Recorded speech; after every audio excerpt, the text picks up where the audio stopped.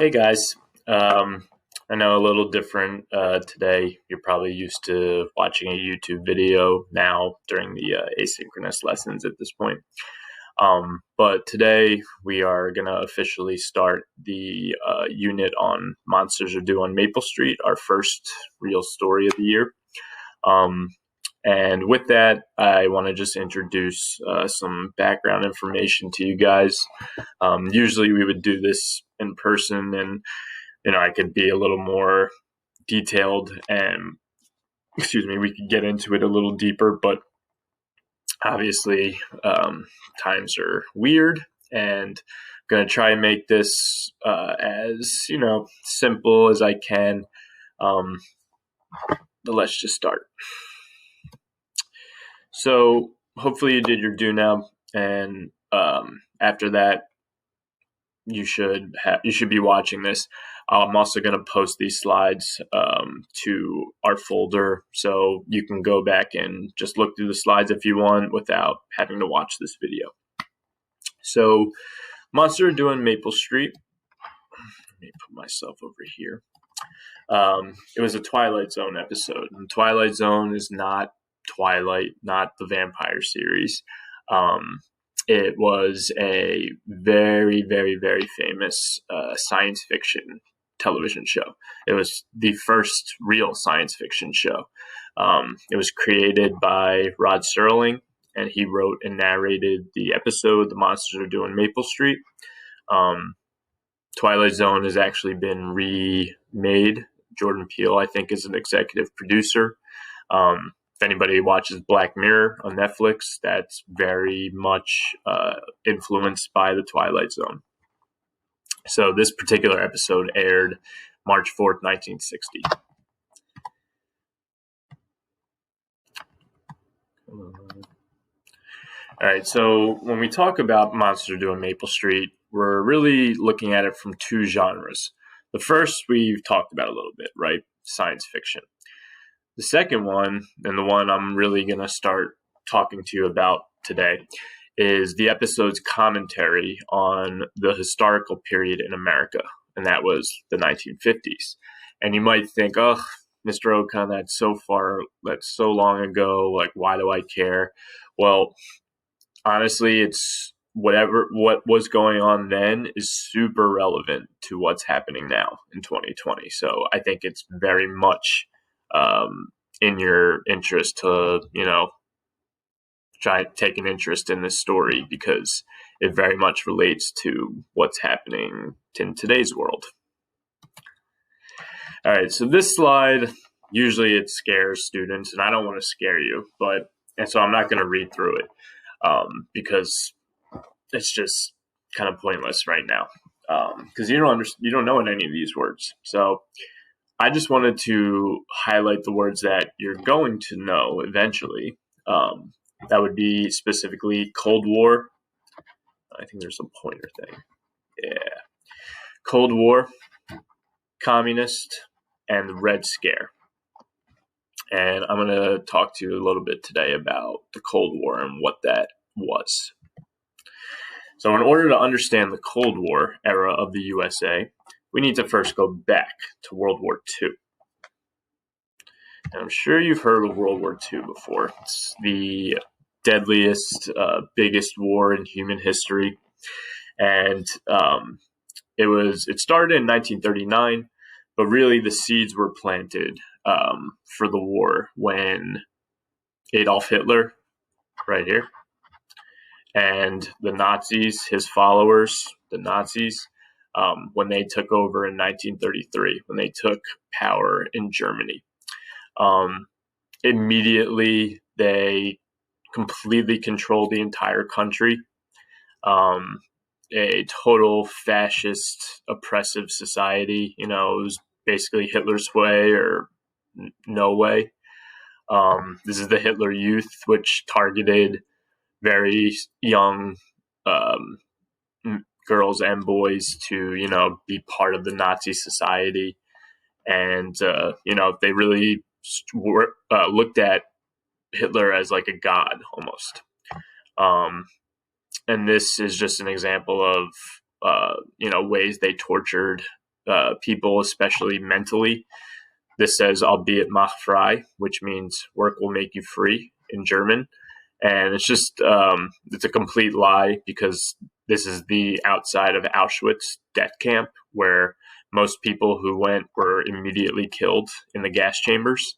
So, you get there and you think, oh, if I work hard enough, I'll be free. But it was just a flat out lie. So I apologize if some of these pictures are a little hard to look at and disturbing, and I think they're supposed to be, because it just sort of gives you an overview of the real atrocities that the Nazis, perpetrated on uh, so many different types of people, especially Jews, Gypsies, Polish people, Christians, even like any like super religious minority, Black people, absolutely. Anyone who didn't really look like a Nazi or fit that mold was definitely susceptible to being killed. So, in those 6 years of World War II, the Nazis killed approximately 15 to 20 million people, including the systematic execution of 6 million Jews. And obviously, as a Jew, and I'll get into this more tomorrow when we talk on our conference. All this is a very personal connection for me, and I'll talk more about that later. So I just wanted to give you an idea of the area that the Nazis controlled and how quickly their influence and power spread throughout Europe. All right, so the beginning of World War II is 1939, right? So the war really, really officially starts when Germany invades Poland, and that's September 1st, 1939. So by the end of 1939, the Nazis already control Germany, Poland, Czechoslovakia, Austria, and Albania. Now, I'm going to go to the next slide, and this is going to be 2 years later, just 2 years, 1941, and see how much the Nazis have taken over.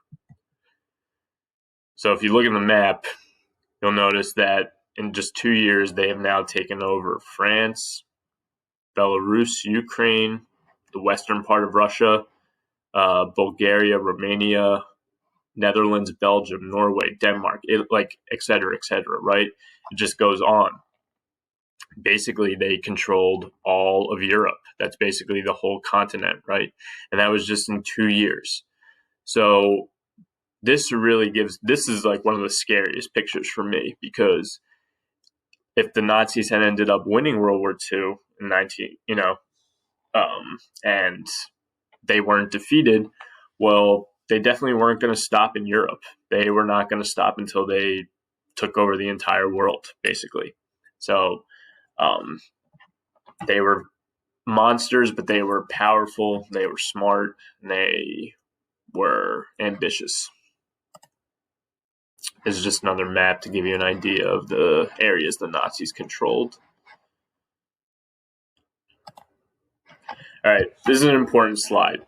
So during World War II, you have two sides, and there's all different, little conflicts all over the world happening. So pretty much every country is involved, but the main superpowers were divided into two sides.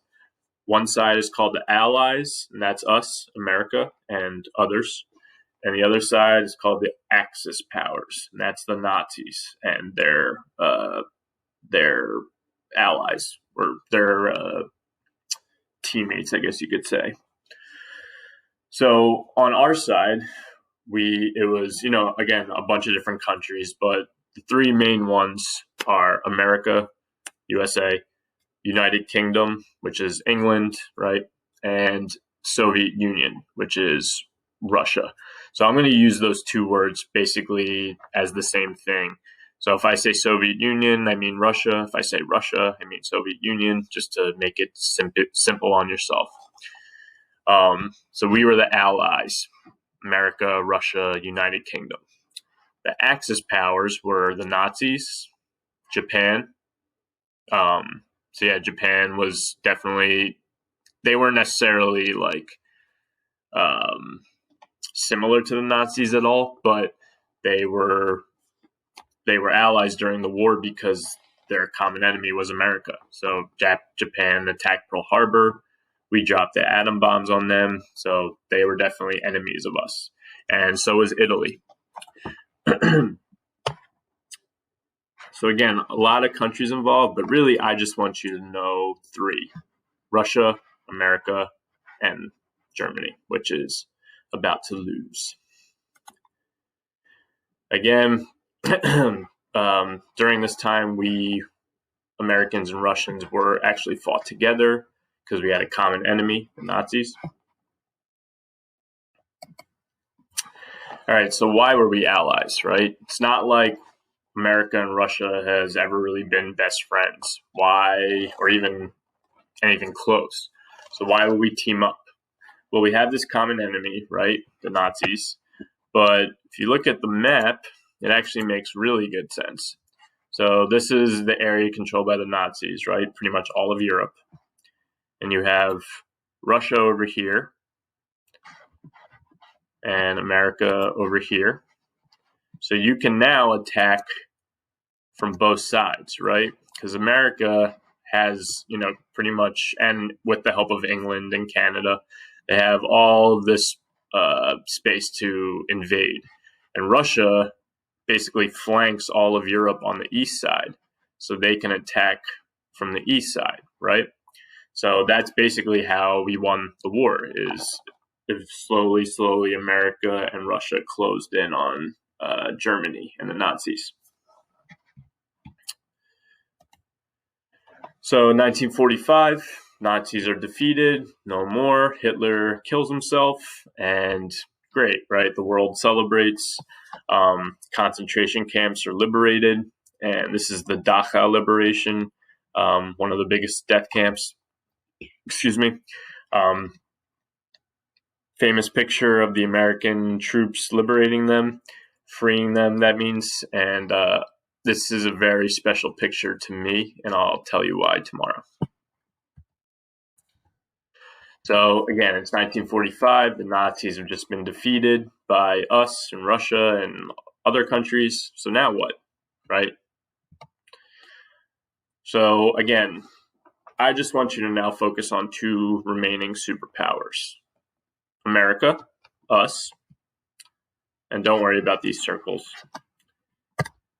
and Russia, right? And again, Russia is just same thing as Soviet Union, USSR. If you look at this picture, this is one of their big symbols is a bear. And if you look at the map, it's really just showing us that they want to spread their ideas and their government to the rest of the world, basically, right? So in that sense, they were very similar to the Nazis and just trying to take over the world with their, ideals and basically forcing people to follow their, systems and their government. And this is Joseph Stalin. He was the leader of the Soviet Union for a long time, and he was responsible for killing millions of people as well. All right, so when we talk about the reasons that we entered this Cold War, and I'll tell you what that means in a second. There's a couple, but I just want you to focus on one thing right now. So the first reason, the control of Berlin, don't worry so much about that because we'll talk about that later. But basically that just, the Nazis are gone, so Germany is kind of left to who, right? Does America handle how to divide Germany and how to, try and rebuild Europe? Is that Russia's job? Is that England's job? It's very confusing. But the main reason that we entered this Cold War is because we're just nothing alike. We're complete opposites. America, USA, we're a democracy, right? It's about freedom. We're a free, democratic country. Whereas Russia is a communist country led by Joseph Stalin. And these are big words, communist and democratic. And it would take me a long time to try to explain all of it to you. I probably don't understand most of it, but I just want you to associate these words with two other words to keep it very simple. Nothing in the two societies resembles each other, so they're at opposite ends of the spectrum. Like nothing you see in a democratic country will look similar to something you see in a communist country. So the two words I want you to remember when thinking about democracy and communism is free and unfree. So democracy, like America, we're all about freedom, right? Rights, freedom of speech, freedom of religion, freedom to, strike at your job if you are unhappy with how much, you're being paid.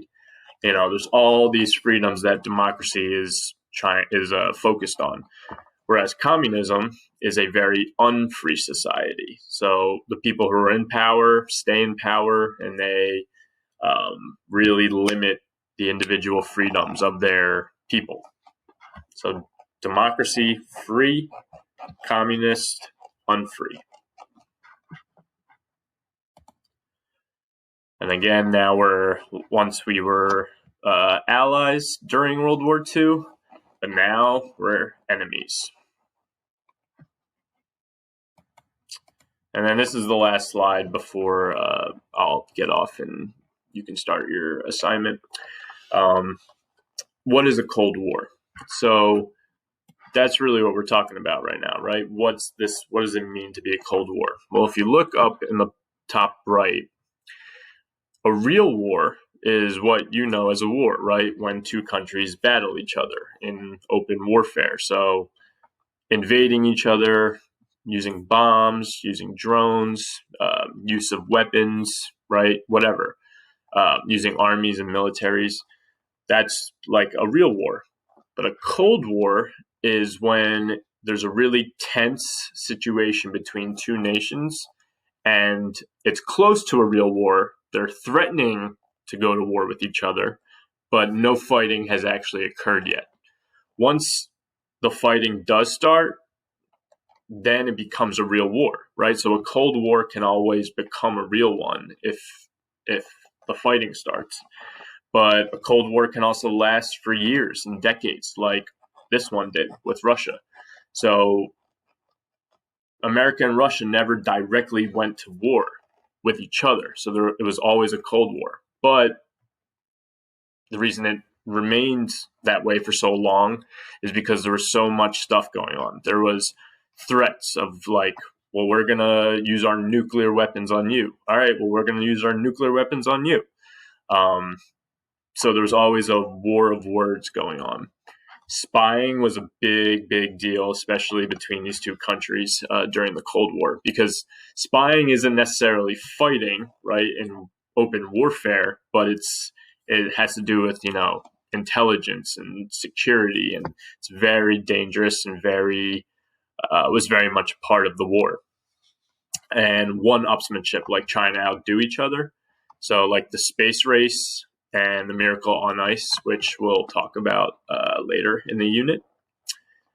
So a Cold War, again, just looks like it might turn into a real war, but no fighting has actually started. And I think that is it. All right. So sorry if this went a little too long. I just wanted to hopefully explain it to you. And again, you can always go back and review these slides because I'm going to post them in today's folder also. So please go to today's folder, click on number 3, Cold War Review, and answer the questions based on these slides. Feel free to go back and rewatch this video if you need.